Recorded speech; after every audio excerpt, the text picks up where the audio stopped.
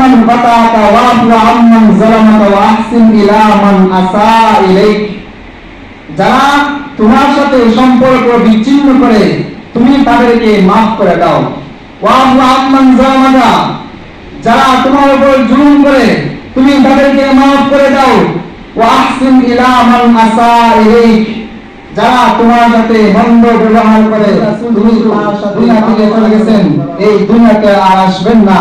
তখন এই নবীদের ইলমের যে দায়িত্ব উলামায়ে কেরাম গ্রহণ করেছেন। নবী রাসূলের টাকা পয়সার ধন সম্পদের দায়িত্ব উলামায়ে কেরাম গ্রহণ করেন নাই, কারণ নবী রাসূলের কোনো ধন সম্পদ ছিলই না। মুহতারাম হাজিরিন, এই মর্মে আল্লাহ পাক রব্বুল আলামিন বলেন, ফালাউলা নাফারা মিন কুল্লি ফিরকাতিন মিনহুম তা'iফাতুন ইয়াতাফাক্কাহু ফিদ-দীন। তোমাদের মধ্যে হইতে একদল কেন আল্লাহর রাস্তায় দ্বীন শিক্ষার জন্য বের হয় না? তারা যদি দ্বীন শিক্ষার জন্য বের হয়ে যায়, তাহলে যারা কৃষি কাজ করার কারণে কোরআন হাদিসের দ্বীন শিক্ষা গ্রহণ করতে পারে না, বিভিন্ন প্রতিষ্ঠানের সাথে সম্পৃক্ত থাকার কারণে দ্বীন শিক্ষা গ্রহণ করতে পারেনি, তাদের কোরআন হাদিসের দ্বীন শিক্ষা গ্রহণ করার মাধ্যম হয়ে যাবে আলেম উলামারা। ওয়ালিউনযিরু কাওমাহুম, আল্লাহ আলেমদেরকে নির্দেশ দিয়ে বলতেছেন তারা যেন গোটা জাতিকে জাহান্নামের আগুন থেকে বাঁচায়। মুহতারাম হাজিরিন, যার অধীনে অধীনস্থ ব্যক্তিবর্গ নেই, পরিবার পরিজন নেই, তার জন্য আল্লাহর নির্দেশ হচ্ছে কুল্লু আনফুসাকুম, নিজে জাহান্নামের আগুন থেকে বাঁচা। যার অধীনে অধীনস্থ ব্যক্তিবর্গ রয়েছেন, পরিবার পরিজন রয়েছেন, ছেলে সন্তান রয়েছেন, তার জন্য আল্লাহর নির্দেশ হচ্ছে কুল্লু আনফুসাকুম ওয়া আহলিকুম নারা, নিজে জাহান্নামের আগুন থেকে বাঁচা, পরিবার পরিবর্গ ছেলে সন্তানদেরকে জাহান্নামের আগুন থেকে বাঁচানো। কিন্তু আলেমের দায়িত্ব হচ্ছে তিনটা: নিজে জাহান্নামের আগুন থেকে বাঁচা, পরিবার পরিবর্গদেরকে জাহান্নামের আগুন থেকে বাঁচানো এবং গোটা জাতিকে জাহান্নামের আগুন থেকে বাঁচানো। মুহতারাম হাজিরিন, আদর্শ জীবন গঠন করতে হলে আমাদের জন্য তিনটা বিষয় অত্যন্ত জরুরি। এক নম্বর হচ্ছে মানুষদেরকে মাফ করা শিখতে হবে। যারা আমাদের উপর জুলুম করেছে, যারা ক্ষমতার বলে আমাদের উপর ইস্তিনহুরার চালিয়েছে, তাদেরকে আমরা মাফ করা শিখতে হবে। এই মর্মে রাসূলুল্লাহ সাল্লাল্লাহু আলাইহি ওয়াসাল্লাম বলেন, সিলমান ফাতাকা ওয়াফু আম্মান যালামাকা ওয়া আহসিন ইলা মান আসা ইলাইক। যারা তোমার সাথে সম্পর্ক বিচ্ছিন্ন করে তুমি তাদেরকে মাফ করে দাও। ওয়াফু আম্মান যালামাকা, যারা তোমার উপর জুলুম করে তুমি তাদেরকে মাফ করে দাও। ওয়া আহসিন ইলা মান আসা ইলাইক, যারা তোমার সাথে মন্দ ব্যবহার করে তুমি তার সাথে ভালো আচরণ করো।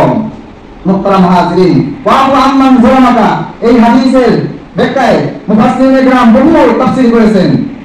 মুহতারাম হাজিরিন, রাসূল সাল্লাল্লাহু আলাইহি ওয়াসাল্লাম যখন মক্কা বিজয় করলেন, তখন সমস্ত কাফিরদেরকে রাসূল মাফ করে দিলেন।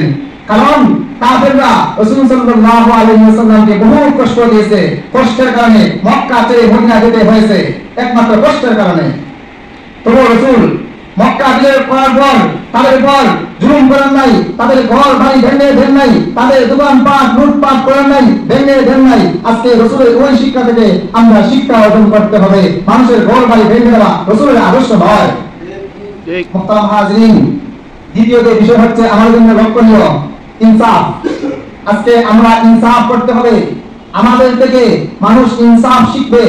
আজকে যদি আমরা বেইনসাফি হই, তাহলে সমাজের মধ্যে একটা ফিতনা মাসার সৃষ্টি হবে।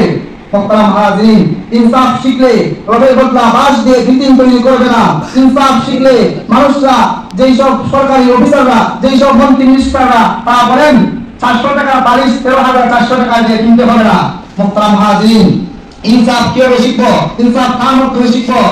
উমর ইবনে আব্দুল আজিজ রাহমাতুল্লাহি আলাইহি উনি 2 বছর শাসন করেছেন। এই 2 বছর এত পরিমাণ ইনসাফ করেছেন, 2 বছরে বাঘে আর ছাগলে এক পুকুরের মধ্যে পানি পান করেছে, উভয়ের মধ্যে সংঘর্ষ সৃষ্টি হয় নাই। এর একমাত্র কারণ হচ্ছে ইনসাফ।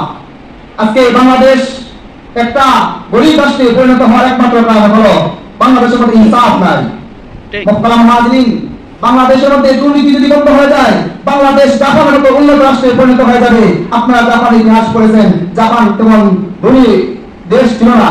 জাপান একবারে নিম্ন আয়ের দেশ ছিল, কিন্তু আজ জাপানের মধ্যে দুর্নীতি বন্ধ করার কারণে জাপান একটা বেশি আয়ের রাষ্ট্রে পরিণত হয়েছে। মুহতারাম হাজিরিন, তৃতীয় যে বিষয় হচ্ছে তা হলো ধৈর্য শিখতে হবে। একজন মানুষ আমাদেরকে গালি দিলে আমরা তার জন্য পাল্টা উত্তর দিব না। একজন মানুষ আমাদেরকে কাফের বলে ফতোয়া দিলে আমরা তার বিরুদ্ধে পাল্টা উত্তর দিব না। আমাদের থেকে তার ধৈর্য শিখতে হবে। এই মর্মে আল্লাহ পাক রব্বুল আলামিন বলেন, ইয়া আইয়ুহাল্লাযীনা আমানু ইসতাঈনু বিস-সাবরি ওয়াস-সালাহ, হে ঈমানদারগণ, তোমরা ধৈর্য আর নামাজের মাধ্যমে আমার কাছে সাহায্য চাও। আজকে আমরা ধৈর্য হারা হয়ে যাই, ধৈর্য হারা হলে চলবে না। মুহতারাম হাজিরিন, হযরত আশরাফ আলী থানভী রাহমাতুল্লাহ আলাইহি এক ব্যক্তি বলল, আপনি কাফের, আপনি ফাসিক, আপনি ফাজির, আপনার বক্তব্য আমরা শুনবো না। উনি রাগ করে তাদেরকে কোনো কিছু বললেন না। উনি বললেন, ঠিক আছে, আমি ফাসিক ফাজির, তাহলে আমি আজ আপনাদের সামনে কালিমা পড়ে মুসলমান হব, আপনারা আমার কথা শুনেন। তাহলে ঠিক আছে, আপনারা শুনবো। উনি কি আচরণ করেছেন? উনি ওনার যে কত বড় আলেম ছিলেন, উনি ওনার যে কত বড় আল্লাহওয়ালা ছিলেন।